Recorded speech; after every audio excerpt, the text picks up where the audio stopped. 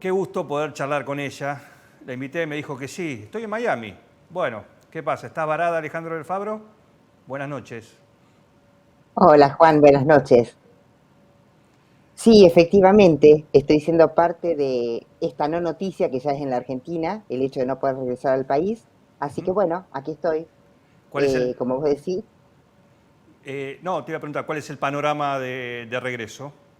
Si lo hay. incertidumbre, incertidumbre absoluta, cuestión que quienes sabemos del sistema nervioso central conocemos que no hay nada peor para una persona que sentir incertidumbre, porque nos pone en riesgo nuestra supervivencia. Ujú. No hay certidumbre para nada, hay vuelos confirmados, algunos vuelos confirmados hasta el 6 de agosto, después de ahí no sabemos nada y por supuesto en esos vuelos nosotros no estamos. Está bueno comentar que yo debería haber estado en Argentina el 7 de julio. Bien. Eh, ¿Fueron por una... ahí por vacunación, por o algún motivo o por turismo? No, vinimos por vacunación, yo especialmente, no tanto por miedo o porque debe estar vacunada, sino que tengo una hija que vive en Europa y tenía un pasaje para ir a visitarla y resultó ser que la condición para poder ir a visitarla era estar vacunada con las vacunas que son reconocidas en Europa. Y en Claro, Argentina la única que era reconocida por Europa era AstraZeneca, y bueno, yo no tenía la certeza de que me vacunasen con esta. Y realmente tengo muchas ganas de ver a mi hija porque con esto de la pandemia hace 2 años que no la veo. claro que sí. Bien, bueno, aprovechamos ya que estás ahí y poder charlar un ratito con vos, que siempre es un gusto. Lo hacemos bastante seguido, por lo menos en la radio, y también me gusta tenerte acá en Zona Cero. Neuropsicoeducadora. Cuando vos decidiste estudiar, este título no existía, ¿no? No, no existía. Es más, yo empecé a estudiar neurociencias un poco sola, justamente, bueno, viniendo a Estados Unidos, porque recordemos que mi profesión anterior era profesora de inglés, Ujú. así que todos los años venía, como te he contado en otras oportunidades, a hacer diferentes cursos, perfeccionamientos, llevarnos lo último en tecnología, porque bueno, ahora estamos todos muy acostumbrados a que tenemos todo en la compu, pero hace Claro. 10, 15 años atrás esto no era así. Así que bueno, justamente en estos congresos es que me enteré de las novedades de las neurociencias que podían ser aplicadas en la educación, y ahí fue que empecé a conocer autores, a verlos en vivo y en directo, eso fue muy, muy motivador. Y bueno, y después llegó la parte de que pude conseguir esta carrera en la Argentina y estudiarla. Bien, y has tenido un desarrollo interesante, charlas TED, editando libros también, dando charlas y capacitaciones a lo largo y a lo ancho del país. Y en alguna de esas charlas que hemos tenido, siempre me quedó algo que siempre rondando sobre la educación, y creo que es un tema muy presente, porque también, como tantas cosas, la pandemia ha marcado la educación, más en un país como el nuestro. Y yo me acuerdo siempre lo que me comentaste, ¿no? Que básicamente es que hasta antes de la pandemia el sistema educativo argentino era algo creado con parámetros del siglo XIX, con docentes formados en el siglo XX, para alumnos en el siglo XXI, del siglo XXI. Básicamente así, ¿no? Sí, Juan, esa es una descripción que siempre me gusta dar para que nos ubiquemos, porque realmente los cambios que ha habido son muchísimos, ni hablemos después de la pandemia o lo que está pasando realmente ahora, por ejemplo, el 9 de julio, los chicos todavía no tienen clases presenciales. Así que Presenciales. bueno, ya está, ya de lo que te, claro, de lo que te decía antes, ahora hay que sumarle a que tenemos que ser docentes para una manera en la cual no fuimos formados.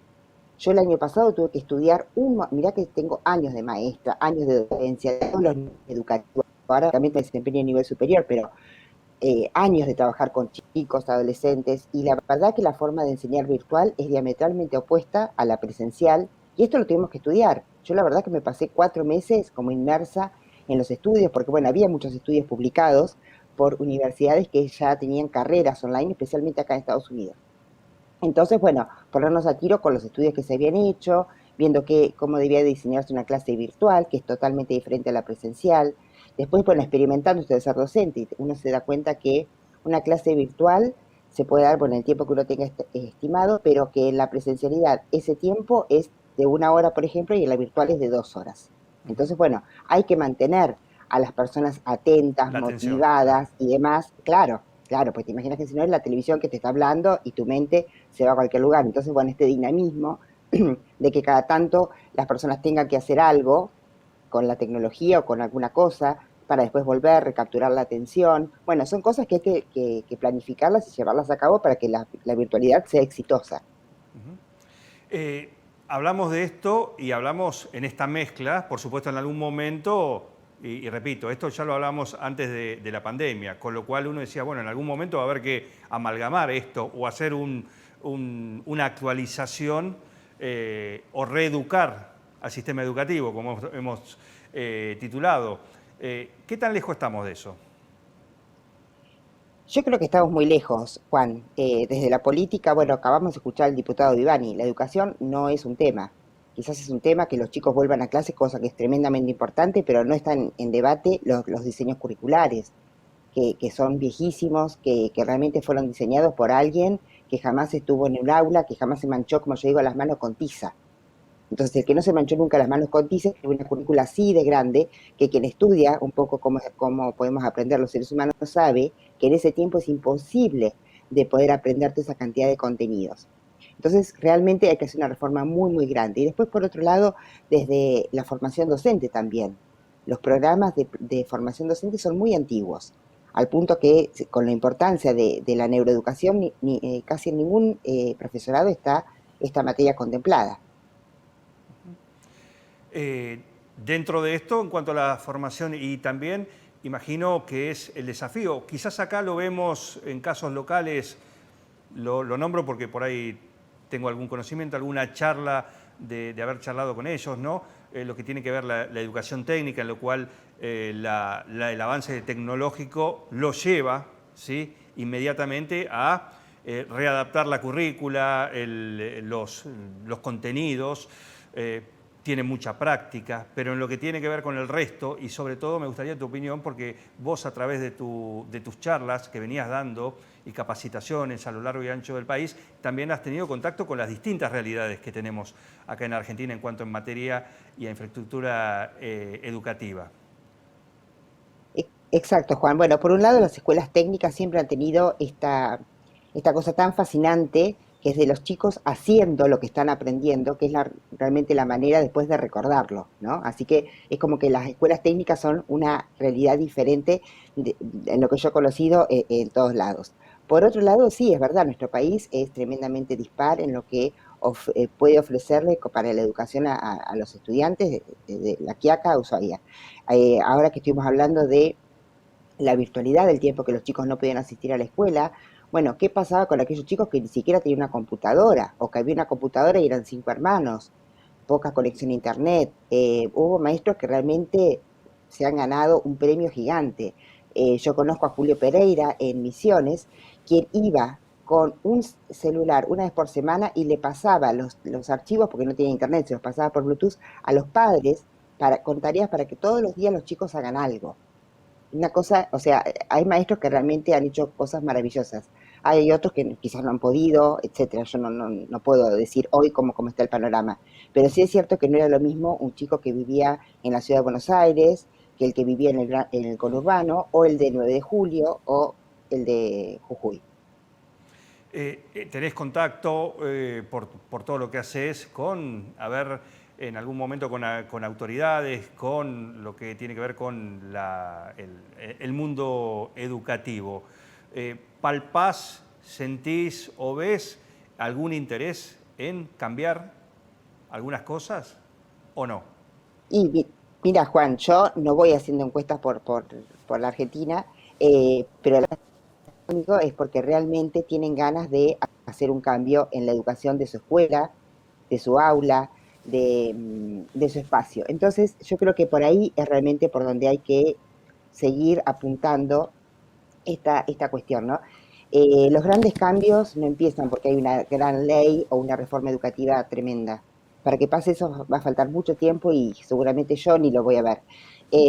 Pero sí es importante lo que hagamos uno, dos, tres y que vayamos contagiando el resto, porque las pequeñas acciones hacen a un gran cambio. Bien, ¿qué es lo que haces puntualmente como neuropsicoeducadora? Bueno, yo lo que hago ahora es, estoy trabajando como tijante básicamente en educación superior, en la Universidad de Buenos Aires, en la UAI, en la Universidad del Congreso de Mendoza, en la UMAD de México, en la Universidad, no me acuerdo, de Perú, Ujú. y otra de Monterrey que también se me fue el nombre. Lo que estoy haciendo es dictando soy docente de varios diplomados, algunos de emociones y neurociencias, que bueno, sabéis que es la parte que a mí más me gusta trabajar, y en otros de neuroeducación, cómo el sistema nervioso aprende y en función de eso, cómo dar unas clases que sean más cerebralmente amigables. Bien, imagino que acá es parte de esta actualización, en este caso hacia el personal docente, que evidentemente hoy es algo muy necesario para entender, para lograr llegar al alumno de otra manera, a lo que, a lo que experimentamos nosotros en nuestro tiempo, por ejemplo. Sí, por supuesto, nada que ver. Nosotros era importante que nos acordáramos los datos, algunas fechas de memoria, nombres, y hoy nos damos cuenta que la educación, si bien es importante saber ciertas cuestiones y es muy importante tener cultura general, pero la retención de datos, por ejemplo, es insignificante. Todos los chicos tienen al lado un celular al que le pueden preguntar qué día se murió San Martín. Y no hace falta que lo tengan en la cabeza ocupando espacio. Sí es lo que nos ha demostrado, lo que decíamos antes, que ahora nos demostró la pandemia, es que lo importante es educar a personas que puedan aprender por sí mismas, aprender lo que sea, que aprendan a aprender. Yo te conté, tuve que aprender a cómo dar clases virtuales, cuando toda la vida había dado clases, pero bueno, en la virtualidad no. Así que creo que los grandes desafíos de este siglo XXI, de lo que queda después de la pandemia, es aprender a ser flexibles para poder adaptarnos de manera más saludable a los cambios que se vienen, que realmente van a ser muchísimos. Y en función de esto debe ir la educación. Y por supuesto también prestarle atención, imagino que es muy importante, ¿no? A los chicos, a los alumnos, ¿no? Para, como vos lo experimentás y lo vemos nosotros, están permanentemente bombardeados con información, con conectividad. Bueno, lograr captar esa atención, ¿no? En esos momentos a la hora de brindarles conocimientos, ¿es así?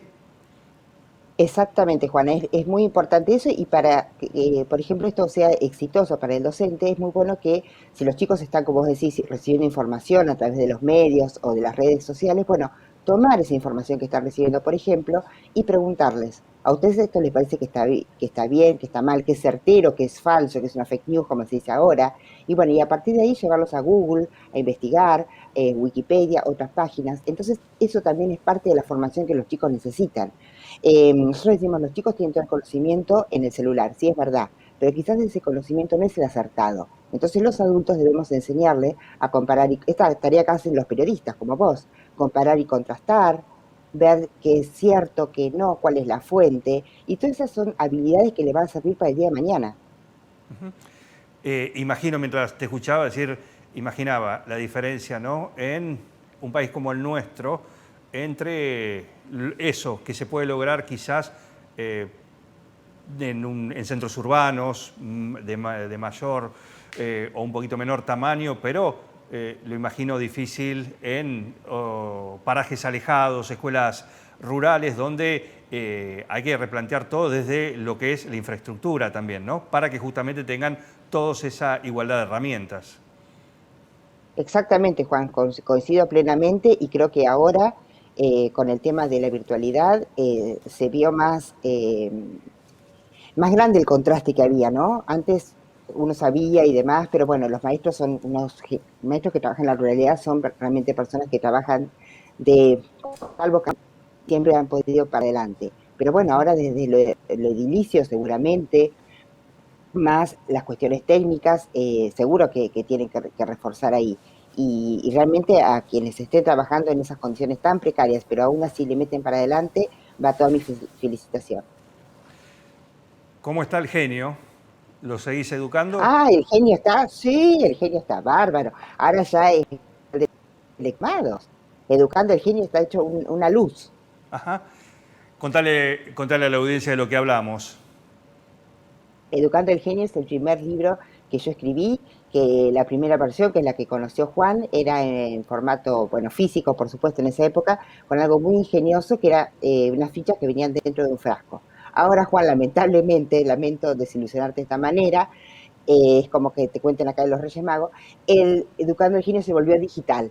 Ajá, porque bueno, por supuesto no era esperable. podíamos, no, no, gracias a Dios, era esperable, pero aparte, gracias a Dios nos pasó algo que no habíamos previsto en su momento, que era que había que enviar a distintos lugares de la Argentina, de Latinoamérica, de Europa, y entonces no podíamos hacer el delivery a todos esos lugares. Así que se volvió digital y bueno, gracias a eso también se pudo expandir mucho más y me parece que es una herramienta divina para trabajar con niños, adolescentes, jóvenes y adultos también las habilidades emocionales.